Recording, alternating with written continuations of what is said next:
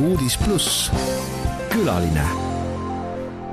Kell on 1:11 ja külalise tooli peal istub meil Andres Herkel. Ja tänane teema on Gruusia, ehk et hakkame kohe laiemalt peale. Gruusia on praegu suures muutuste tuules, on kavas konstitutsioonireform ja valimisreform, et mis sellest riigist saab? No tere, kõigepealt on üks niisugune periood, kui järgmised valimised on paar aastat ees, et see on aeg reformide läbiviimiseks, õigupoolest konstitutsioonireform, see on juba täiesti selline kulgev ja selgepiiriline rohkem võimu parlamendile, oleks lühidalt selle sisu. Valimissüsteemi reformi osas puudub mul praegu täpne ettekujutus ja arvatavasti neil endil ka, et seal on tegemist siis sellise kombineeritud süsteemiga, et osa parlamendiliikmeid valitakse otse nende personaalsete häältega majoritaarsetes ringkondades, aga osa üldse ilma isiku häälteta ehk siis partei toetuse järgi. Ja mingisugust keskteed tahavad nad seal leida, et seda süsteemi sujuvamaks muuta. Ma ise olen seisukohal, et Eesti süsteem võib-olla sobiks päris hästi eeskujuks, aga mida nad välja mõtlevad, ei tea. Mis oli võib-olla niisugune suur ja mõtlema panev sõnum, kui eile meie Riigikogu Eesti-Georgia sõprusrühm kohtus regionaalarengu ministri Nikolašviliga, kes on külas Eesti regionaalministril Kiisleril, siis tema osundas ka niisugust riigiasutuste hajutamist, ehk siis parlament järgmiste valimiste järel Kutaisisse ja konstitutsioonikohus Batumisse. Mõneti meenutab seda, et ka meil on kõrgem kohus Eestis Tartus ja haridusministeerium Tartus, aga niisugune projekt täiesti uue parlamendihoonega muidugi võtab suu lahti, muuhulgas ka küsimus, et kust tuleb raha. Teisipidi, eks seal on tegemist natukene president Saakašvililiku laia joonega, näib olevat, aga samal ajal kindlasti, kui see teostuks, siis see tooks maailmakaardile Georgias, Gruusias ka teisi linnu kui ainult Tbilisi. Või on seal ka siin mingi sisulisem mõte, et viia ametkondi nagu teistesse linnadesse? No kahtlemata, just nimelt selline regionaalpoliitiline mõõde, et ma isegi ei kujutaks ette, kui palju kordi ma oleksin Kutaisis käinud juhtumil, kui parlament oleks seal, sest meil parlamentide vahel teatavasti on tihedad suhted, aga paraku olen ma sealt ainult ühe korra läbi sõitnud, nii et kindlasti see tooks neid linnu rohkem kaardile, sinna tuleks rohkem väliskülalisi, loodetavasti ka rohkem välisinvesteeringuid sel juhul, aga see teine pool, no ma ei kujuta ette, milline torm puhkeks Eestis, kui keegi nüüd valimiste eel ütleks, et aga järgmiste valimiste tsükli puhul me viime näiteks parlamendi Paidesse ja investeerime selleks tohutult raha. Paide linn saaks hulgaliselt uusi külalisi endale juurde. Näiteks. No mis on Eesti osa Gruusia arengus? No mida paremini läheb Gruusial, seda paremini läheb ka Eestil ja see on demokraatia tugipunkt, mitte alati ideaalne ja paljud reformid lähevad võib-olla meie jaoks rohkem kampaanialikult, aga reformid kindlasti toimuvad ja see on meie huvi, et Lõuna-Kaukaasia regioonis oleks areng Euroopa suunaline. Teatavasti Eesti ka oma arenguabi prioriteedina on määratlenud siis Ukraina, Moldova, aga võib-olla kõige enam isegi siin Gruusia suund on olnud nähtav. Me teeme väga palju koostööd ja omalt poolt ma oskan öelda seda, et rahvusvahelistes organisatsioonides Euroopa Nõukogu Parlamentaarne Assamblee, kus mul on tulnud viimased aastad juhtida Eesti delegatsiooni. No seal Vene-Georgia sõja küsimus on ju pidevalt üleval ja tuleb neid toetada kahtlemata. No mis kasu me sellest toetamisest saame? Mis kasu me saame sellest? Me oleme kõigepealt, see on meie selge välispoliitiline prioriteet, me oleme nähtavad, me tunneme ühte regiooni ja kindlasti stabiilsus Lõuna-Kaukaasias, demokraatlik suund on kasulik Eestile, on kasulik kogu Euroopale. See on üks osa sellest panusest, mida me saame anda selle maailma paremaks muutmisele. Võib-olla see ei ole alati nii edukas, kui me tahaksime, aga kindlasti meil on oma reformikogemust vahendada.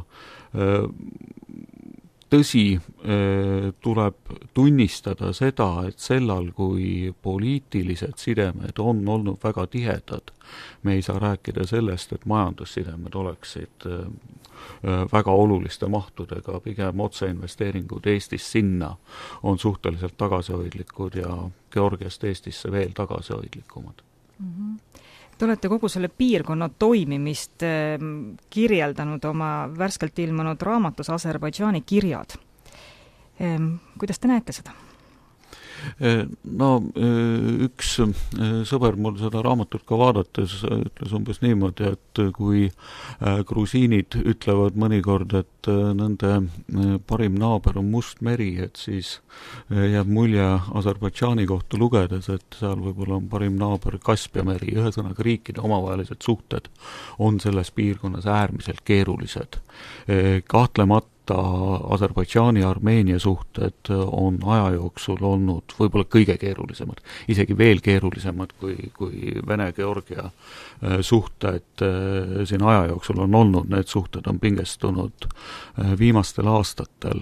Aga kui rääkida nüüd Aserbaidžaanist ja Gruusiast, siis see on kindlasti üks riikide paar, mis teeb omavahel siiski suhteliselt tihedat koostööd. Jah, poliitilised suunitlused, valitsemissüsteemid on erinevad, kindlasti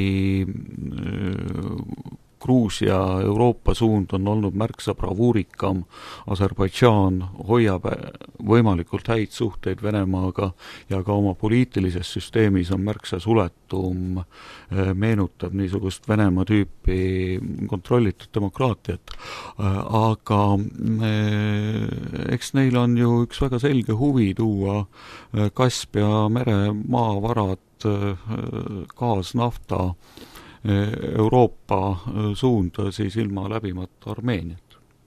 Ja see saab toimuda ainult siis Gruusia transpordikoridore kasutades, muuhulgas Aserbaidžaan praegu panustab sellesse, et ehitada raudtee, mis oleks niisugune kaubaveovõimeline siis Musta mere suunas. Nii et siin kahtlemata need suhted on küllalt hästi toimivad, mida kahjuks ei saa öelda 3 Lõuna-Kaukaasia riigi kui terviku kohta. Ennem intervjuu algust te ütlesite, et neid Eesti ja kogu regiooni suhteid on mõjutanud ka masu väga palju. Ma ei ütleks, et see puudutab nüüd Lõuna-Kaukaasiat, aga tuleb tunnistada seda, et meie arenguabi maht on natukene vähenenud. Et kui me suutsime 2008. aastal anda 6,7 miljonit krooni panustada, siis nüüd need mahud on 5 miljoni krooni kandis olnud. Kahtlemata me peame arvestama siin oma prioriteetidega ka, aga on teatud ütleme koostöövormid, mis isegi ei küsi nii palju raha ja parlamentide vaheline koostöö rahvusvahelistes organisatsioonides, mida me niikuinii teeme, kus me peame olema esindatud, see toimib igal juhul. Kas, kuidas ma nüüd küsin seda, kas meil on nagu Gruusia suhtes õigustatud ootus ka, et kui meie anname neile abi, siis meil on ka nagu oodata neilt midagi vastu? No kindlasti kindlasti mingisuguses mõttes see ka toimib. Kas või nüüd regionaalarengu minister eile kohtumisel tal oli väga palju ideid sellest, kuidas pakkuda Eestile võimalusi kuni selleni, et kutsuda meie põllumehi koha peale maad kasutama, karja kasvatama, veinitööstust arendama, nii edasi, nii edasi. Ma arvan, Eesti inimesed on natukene olnud ettevaatlikud ja need koostöövormid tuleb kindlasti põhjalikult läbi kaaluda, kuivõrd tasuv see tegelikult on. Eks selliste riikidega kõik tihtipeale hakkab sellest, et koostatakse üks suurejooneline koostöömemorandum ja siis vaadatakse, mis saama hakkab. Eestil on tihtipeale see lähenemine selles mõttes pragmaatiline, et me läheme ja vaatame, et mida on võimalik koha peal teha ja memorandumite kirjutamisega nii väga ei kiirusta.